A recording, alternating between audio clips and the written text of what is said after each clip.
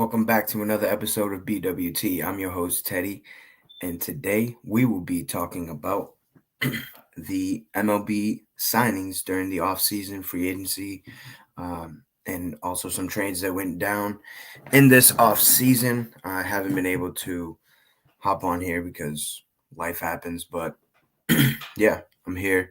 And it's been an exciting offseason so far, except for the New York Yankees, because they would much rather boost up their minor league system other than going out and re-signing key pieces or going out and trading for an arm or anything like that. So just wanted to start off by saying I'm extremely disappointed with the Yankees offseason so far. Bellinger is asking for a lot of money, but I feel like there can be some negotiation. Some negotiations can be made, and I feel like he's getting to his deadline. Where he wants his guys signed because he doesn't want another Blake Snell situation out in San Francisco when he wasn't able to go to spring training. And then when he came back, he wasn't at his best, even though he did throw a no-hitter. But it was later on in the season. He didn't really perform to his best ability. So I'm sure that Boris wants Bellinger in any MLB clubhouse right now so he can be ready for the upcoming season. We'll start off with some signings, right? We got JT Realmuto signing with the Phillies for 3 years, $45 million. I had predicted that. Bo Bichette signs with the Mets for 3 years, $126 million, and he is going to play third base. If you're wondering if he's ever played that position at the major league level, no, he has not. But he has shown that he's willing to do whatever it takes for the team, play a different position that he's not normally playing, like in the World Series where he played second base, where he didn't have any starts whatsoever because of the injury that he was coming back from. So that is going to be a very interesting situation to keep an eye on. He goes back to being teammates with Marcus Semien, where in Toronto in I believe it was 23 or 22, they were teammates, and Bo Bichette had nothing but extraordinary things to say about Marcus Semien and what he meant to him as a mentor and being able to talk to him and just become a better baseball player. And Lindor in between Bichette and Semien, that's going to be a pretty good infield if they stay healthy. First base is still a question mark. They also went out and signed Jorge Polanco for what was it? 2 years, $40 million, but they told him that he's going to be playing first base. Again, he's never played first base at the major league level. It's going to be an adjustment. If you think that first base is the easiest position, it's not. It may seem like it because all they're doing is catching the ball. That's it. But you got to understand the position, shifts, all that. It's a different beast when you're talking about defensive coverages and stuff like that. So that is the Mets infield is going to be something that I'm keeping my eyes on throughout the major league season. Kyle Tucker signs with the Los Angeles Dodgers for 4 years, $240 million. Dodgers strike again. You might hate it, you might love it, but your team also had an opportunity to go out and sign this guy. 4 years, 240. That's not too crazy for a player of Tucker's caliber. I've been saying this for quite some time. He is one of the most underrated players in this league because of where he started with the Astros. He wasn't that guy, and he excelled. And then he went off to Chicago. He had to be the guy. He wasn't numbers wise. He wasn't Kyle Tucker. And then we come to find out that he was playing hurt throughout the majority of the season with a hand injury. So that's tough. I know firsthand because last year I actually played my summer ball season with a messed up hand. And hitting is hard. And not having both hands healthy is just makes it even harder. But you can't be mad at it. You can't be mad at it. Is it good for baseball? I'm not here to say is it good or bad because like I said, all other 29 teams had an opportunity to go out and talk to this guy. We went out. They had the opportunity to go out and sign him. He just chose the Dodgers because of the situation that they're in, back-to-back World Series championships, and they just go out and get better every year. After they won the first one, they went out and got the highest touted free agent in Roki Sasaki, and then they win it again, and they go out and get Edwin Diaz and Kyle Tucker, which are the top players in their position in free agency. And Edwin Diaz signed for what was it? 3 years, 69 mil to be the closer. So that's gonna be interesting to see how that goes. We got a trade with the Angels and the Rays. Brock Burke, Josh Lowe go over to the Angels, and Gavin Lux goes over to the Tampa Bay Rays in the AL East. The Yankees signed Paul Blackburn. Don't know what that's going to do for us, but we signed him. Taylor Clark signs with the Arizona Diamondbacks. Michael Lorenzen comes back and signs with the Colorado Rockies. Alex Bregman signs with the Chicago Cubs. So the Cubs miss out on re-signing Tucker, and then they go out and get Alex Bregman. 5 years, 175 mil. He'll be playing third base and wearing number 3. And it's funny because the reason why he wore number 2 was because he was the second overall pick. And if you're wondering who the number 1 pick was, it's the guy who's going to be playing to the left of him in Dansby Swanson. So that's going to be pretty cool. That's going to be a smooth left side of the infield. If they don't trade Nico Horner, that infield is one of the top in the league, in my opinion. Nolan Arenado gets traded to the Arizona Diamondbacks. Andy Ibanez signs with the Dodgers. Ryan Stanek signs with the St. Louis Cardinals. Ryan Weathers gets traded from the Miami Marlins to the New York Yankees. Good move. I like his arm. He's got some good stuff. Brings another lefty into the rotation. And then when we get healthy, like Cole and Rodon, when they come back, he can go to the bullpen. So I like that. I like that move by the Yankees. Ryan O'Hearn signs with the Pirates for 2 years, 29 mil.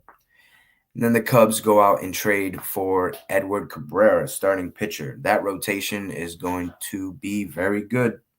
The Cubs are putting themselves in a great position to compete for the NL Central with the Brewers, who have won it in back-to-back years. Owen Casey, one of the top prospects in baseball, he gets traded to the Marlins in that trade for Edward Cabrera. Ahmed Rosario re-signs with the Yankees. Woohoo! Zach Eflin signs with the Baltimore Orioles. Peter Fairbanks signs with the Miami Marlins. JJ Bleday signs with the Reds. Sean Newcomb signs with the White Sox. Rob Refschneider signs with the Seattle Mariners. Munetaka Murakami, some would say the Japanese Babe Ruth. He signs with the Chicago White Sox for 2 years, 34 mil. Now, you say, damn, he signed with the Chicago White Sox. He was supposed to sign with some big market teams like the Dodgers, Yankees, Phillies, Padres, one of those teams, right? But if you look at it, his market wasn't what it was supposed to be. His agent did a good job of going out and getting him some money. I see this as a prove it deal, right? 2 years, 34 mil. He's only 25, I believe, if I'm not mistaken. So he goes out and he has no pressure. No pressure in Chicago. Nobody in this world is expecting the Chicago White Sox to go out and do anything in this upcoming season, right? So he can just go out there and play ball. So I really like this deal for the White Sox. It's going to bring fans to the stadium. And for Murakami, go out, go crazy, have 2 great seasons, and then you can sign for another big contract at the age of 27 to stay in the major leagues. So I don't hate this deal at all for both sides. And then you got, I'm going to butcher his first name, but Tatsuya Imai. He signs with the Houston Astros. He's a starting pitcher for 3 years, 54 mil. Kyle Finnegan signs with the Detroit Tigers. Josh Bell signs with the Minnesota Twins. Ian Hamilton signs with the Atlanta Braves. Adrian Hauser signs with the Giants. Merrill Kelly signs with the Diamondbacks. Michael King re-signs with the Padres, 3 years, 75 mil. Brad Keller signs with the Phillies. Christopher Morel signs with the Marlins.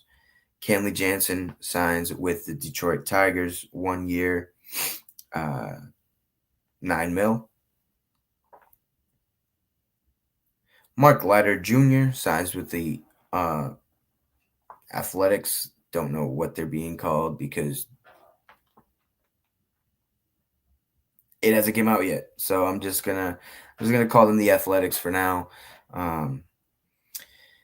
Dustin May signs with the Cardinals. Jordan Romano signs with the Angels. Danny Jansen signs with the Rangers. Steven Matz signs with the Rays. Gregory Soto signs with the Pirates. Pete Alonso signs with the Baltimore Orioles. 5 years, 155 mil. Great pickup for the Orioles. Definitely did not see that coming. I had him going to the Yankees, in my opinion, just because I thought it was going to be a great thing. A great thing for the Yankees to do. The Mets went out and signed Soto, so I thought we were going to snag him from them. But now we got to face him majority of the year. And it's going to be tough because he's a great hitter. Great defender as well. Very underrated defensively because of his body type. I get it. But if you look at the numbers, he's one of the best at first base defensively.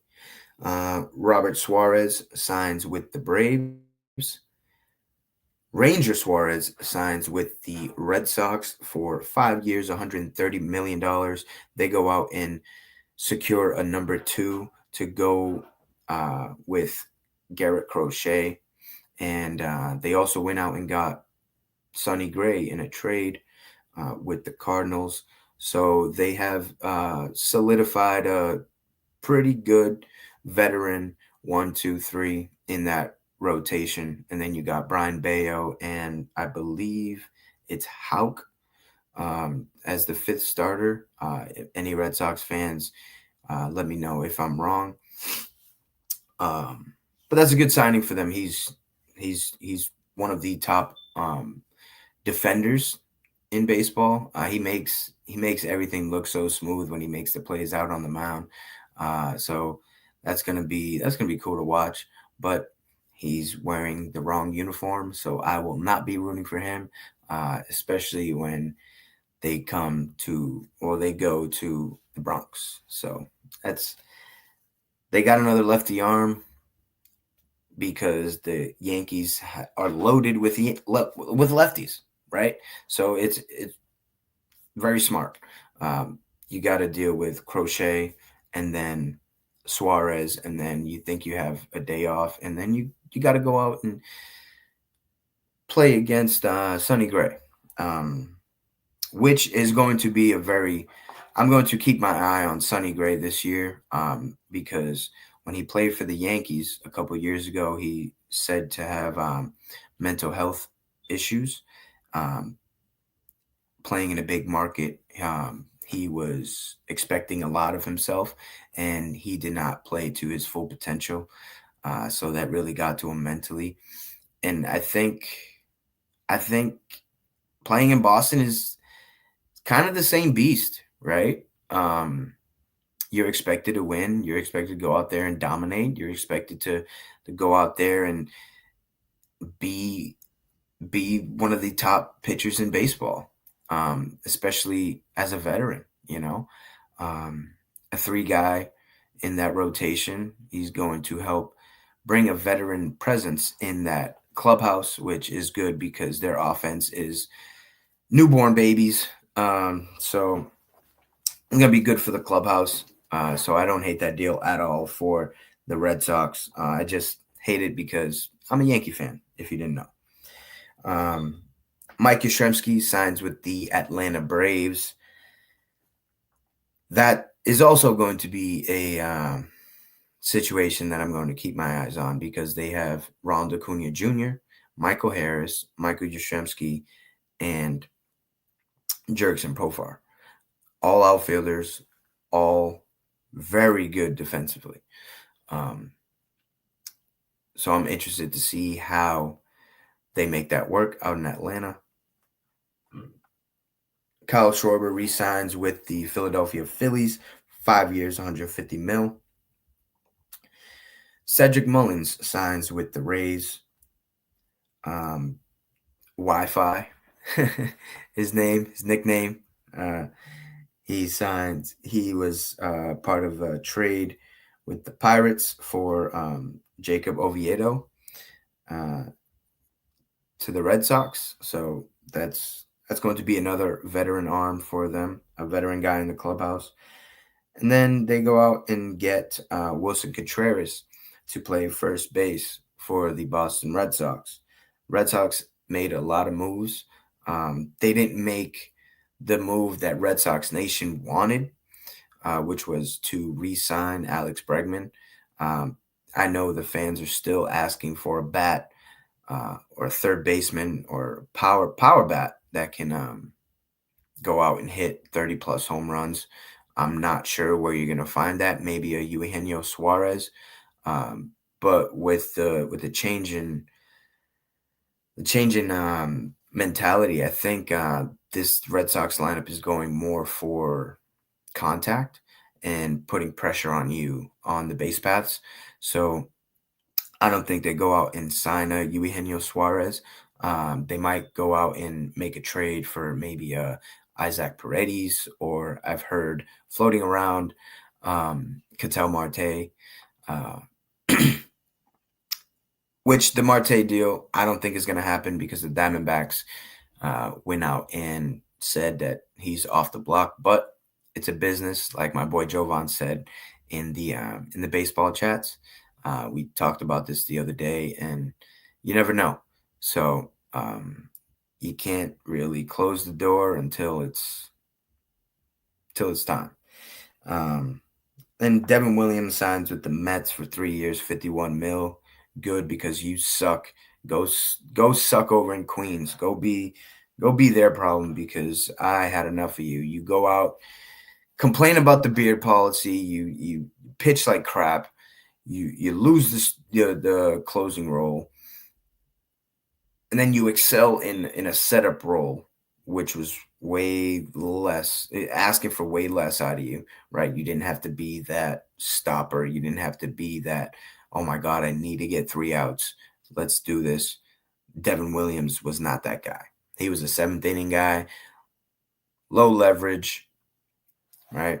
He did have a good second half of the season, but for him to go out and say that he had a great year, buddy, if you win one of the, I don't even know how many, probably 10, 12 games that you blew, the Yankees are the number 1 seed.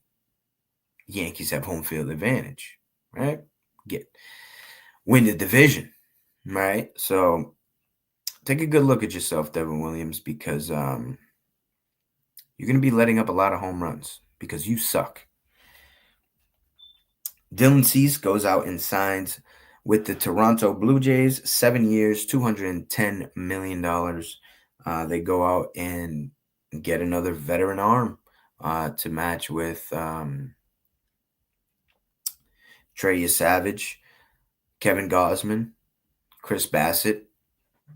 So that rotation is going to be pretty good. Alek Manoah signs with the Angels, making a comeback. Let's see how he does. Good to see him back in the league, but with all the crap that he talked about the Yankees, hope he has a bad year. And then Kazuma Okamoto signs with the Toronto Blue Jays, a third baseman from Japan, 4 years, $60 million. I think that's a great deal. He's said to be one of the top bats that was over in Japan this past season. So for them to go out and insert him into that lineup, even though they lose out on Bo, I feel like that lineup is going to be pretty good. So yeah. That's all I got for you guys today. I hope you guys enjoyed the show. Thanks for tuning in. Before you guys go, make sure you click the link in the description, like, share, subscribe to BWT. Make sure you subscribe to all the other channels in the R2L network as well. We've got CTC, RBO, FFC, Dave's Doghouse, Unfazed, In the Red Corner, and of course the main show. And there's another show. It just got added. I'm sorry if I forgot what it was, but it's a Rams fan. He's all LA, and he's going to be talking sports. So make sure you guys tune in, subscribe to all of the shows on the network so you do not miss any updates going on in the sports world before they even hit ESPN.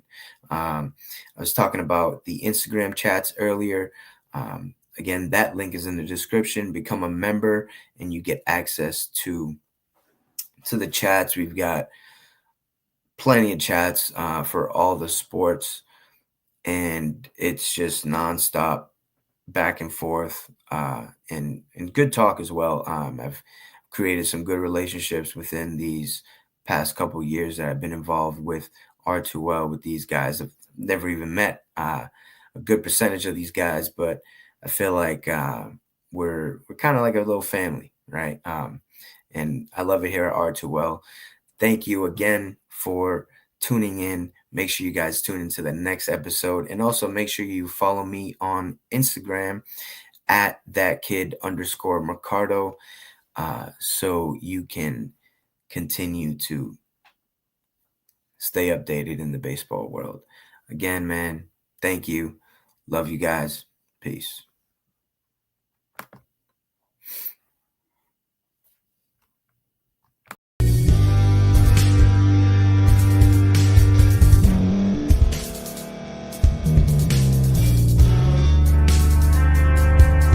Thank you for staying to the end. If you're watching this on YouTube, please like this video, subscribe, and also hit that notification button so you can be notified next time we put out a video. If you're listening on any podcast platform, subscribe and hit that notification button, y'all, so you can be notified we put out another podcast audio. And last but not least, hit that share button. No matter what you're listening to or watching it, hit that share button and send it to somebody that you know that would love to watch this episode you just listened to. So once again, thank you for staying to the end, and we'll see y'all in the next episode.